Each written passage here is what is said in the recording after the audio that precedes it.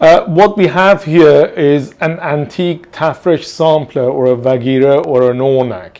Usually, this is quite an unusual one because it's a half design. Usually it's only a quarter design, and they use this in usually village pieces to weave the carpet from, so they can see the pattern and weave from that. As I said, this is quite an unusual one because it's a half design. It's got beautiful colors, all natural dyes.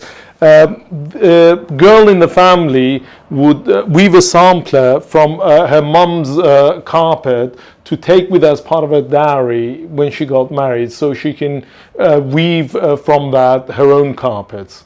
Now, what I have a taffresh here, which I can put this next to, so you can get an idea where it comes from. You see here you have half the medallion, half of this. Obviously this wasn't woven from this, but you can see how it works, and you've got the border, you've got the corners here, which is done there, and that is what they use to help them weave a new carpet.